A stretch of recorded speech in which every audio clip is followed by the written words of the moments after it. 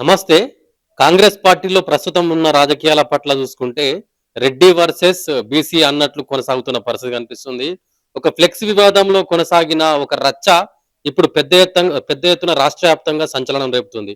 ఇటు Yadadri board member అయిన ఈశ్వరమ్మ యాదవ్‌పై, ఇటు కాంగ్రెస్ పార్టీ యూత్ అధ్యక్షుడు జక్కిడి శివచరణ్ రెడ్డి చేసిన వ్యాఖ్యల పట్ల బీసీ సంఘాలు పెద్ద ఎత్తున మండిపడుతున్నాయి. ఇదే అంశం మీద మనతో మాట్లాడడానికి లైన్‌లో నందిని యాదవ్ గారు ఉన్నారు. నల్గొండ డిస్టిక్ మహిళా నాయకురాలు, బీసీ మహిళా నాయకురాలు. సరే మాట్లాడదాం ఆమెతోని. హలో. హలో. నమస్తే నందిని గారు. లైవ్ లో ఉన్నారండి. నమస్తే బ్రదర్. ఇది చూసే ఉంటారు కదా, ఈ జక్కిడి శివచరణ్ రెడ్డి ఉన్ను ఈశ్వరమ్మ యాదవ్ కు సంబంధించిన అంశం. ఒక ఫ్లెక్స్ వివాదంలో కొనసాగిన ఈ అంశం పెద్ద ఎత్తున అగ్గిరాజేసిన పరిస్థితి కనిపిస్తుంది. ఏం చెప్తారు? అంటే ఒక బీసీల పైన ఇట్లాంటి వ్యాఖ్యలు చేయడం, ఒక మహిళ మీద ఇటువంటి వ్యాఖ్యలు చేయడం కరెక్టేనా? యాక్చువల్ గా దాన్ని తీవ్రంగా ఖండించుకుంటేనే నిన్న అదే మన్సూరాబాద్ డివిజన్ లోనే వ్యతిరేకంగా నినాదాలు ఇస్తూ అక్కడ చేయడం జరిగింది. దిష్టిబొమ్మ దహనం కార్యక్రమం లాంటివి జరుగుతూనే ఉన్నాయి. అధిక సంఖ్యలో అన్ని కులాల వాళ్ళు, బీసీలందరూ మరొకసారి ఇంచుమించు తెలంగాణ ఉద్యమం ఎలా అయితే జరిగిందో అదే విధంగా కొంచెం కూడా తక్కువ పోకుండా అదే స్థాయిలో నిన్న ఈ కార్యక్రమం కూడా జరిగింది. ఇంటి మీదకి వెళ్ళినారు, 3 కిలోమీటర్స్ నడిచినారు అన్న. నిన్న వాస్తవానికి ఏమైందంటే ఇక్కడ కార్యక్రమం అయిపోయింది. అయిపోయినాక కూడా ఇంటి దగ్గరికి వెళ్ళి నిలదీసి అడుగుదామని చెప్పేసి 3 కిలోమీటర్లు నడుచుకుంటూ కూడా ఇంటి దగ్గరికి వెళ్ళి ప్రశ్నించడం జరిగింది. పోలీసులు కొంచెం తెలిసిన విషయమే, ఇప్పుడు ఇక్కడ ప్రశ్న ఏంటంటే, ఇది ఒక మహిళ మీద జరిగిన మహిళ పరంగా వ్యాఖ్యలు చూస్తారా, లేకపోతే ఒక బీసీల మీద జరిగిన వ్యాఖ్యల పట్ల చూస్తారా? ఏ రకంగా చూడొచ్చు దీని అసలు? రెండు చూసుకోండి. బీసీలకు ఎందుకు? బీసీ మహిళకి పెద్ద, ఇప్పుడు మా అందరికి పెద్ద దిక్కు ఆమె ఈశ్వరమ్మ యాదవ్ అనేట ఆమె పెద్దమ్మ. అందరికి కూడా మా కులంలో పెద్ద ఆమె. అంత పెద్ద ఆమె పెట్టుకుని ఆమె ఎప్పుడు కూడా అప్లికేషన్ పెట్టుకోలేదు. రేవంత్ అన్న దగ్గరికి పోయి నాకు ఈ అప్లికేషన్ ఇవ్వండి అని ఆమె ఎప్పుడు కూడా వెళ్ళి ఇక్కడ అప్లికేషన్ పెట్టుకోలేదు. నాకు ఈ పదవి కావాలని చెప్పేసి రేవంత్ అన్న పిలిచి ఇచ్చిండు ఆమెకు ఆ పదవి. ఇచ్చిన పదవిని తానేదో పెట్టుకుంది.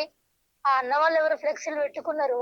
ఆ మాటలు బూతులు అనడం అయితే ముమ్మాటికి తప్పే. ఎవరి కులం వాళ్ళకి గొప్ప, కాకి పిల్ల కాకి ముద్దు అన్నట్టుగా ఎవరైనా ఏకేస్ట్ ఎవరికైనా గొప్పే. అక్కడ ఇప్పుడు ఇది కేవలం ఈశ్వరమ్మ సమస్య కాదు, ఇది తెలంగాణ రాష్ట్ర వ్యాప్తంగా ఉన్న బీసీల సమస్య అంటారు. అఫ్ కోర్స్ ఇది బీసీల సమస్య.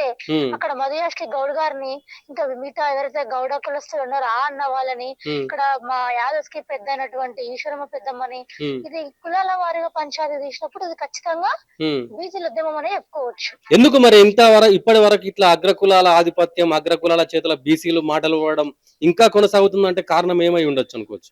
అవగాహన లేకపోవడము. ఇంకా కూడా చదువుకుని మారుమూల గ్రామాలలో ఇంకా ఎటువంటి అవగాహన ఇవ్వలేకపోవడము, ఎవరి ప్రాధాన్యత ఎంతో మనకు చెప్పుకోలేప్పుడు. బానిసత్వంకి బాగా అలవాటు పడ్డాం మనం భారతీయులం అందరూ కూడా.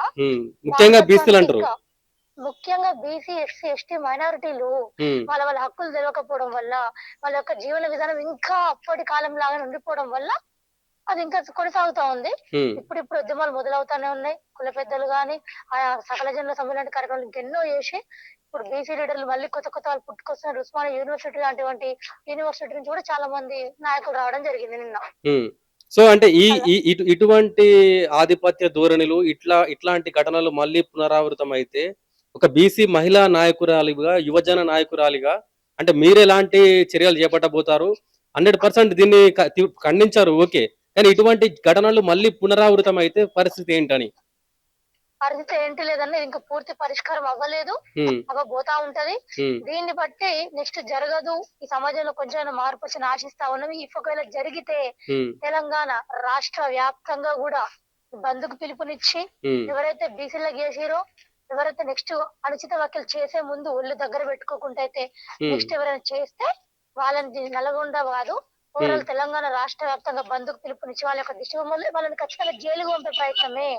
ఏఐలు ఇవి అంటే లేదు, మన చట్టం ఉంది, చదువుకున్నాం, కాల్ సిడిఆర్లు పెడతాము, ఎవరు తీసినారు, ఎక్కడి నుంచి తీసినారు, ఏఐ ఫేక్ వీడియోలు ఎట్లయితే అని చెప్పేసి పూర్తి స్థాయిలో నెక్స్ట్ తీసి జైలుకు పంపే వరకు కూడా ఒక బీసీ ఉద్యమం అనేది ఆగిపోదు. అంటే ఇది పార్టీలకు సంబంధం లేదు, ఏ పార్టీలో. నేను యూత్ కాంగ్రెస్, నేను యువజన కాంగ్రెస్ నాయకురాలనే. ఆయన ఎందుకు వచ్చిన నిన్న మా బీసీలా కుల వ్యవస్థ గురించి, ఉమ్. కులం గురించి పోరాడదామని వచ్చినాయి. ఏం పిలుపునిస్తారు బీసీ కుల బంధువులందరికీ? ఏం పిలుపునిస్తారు ఇప్పుడు ఇప్పుడు?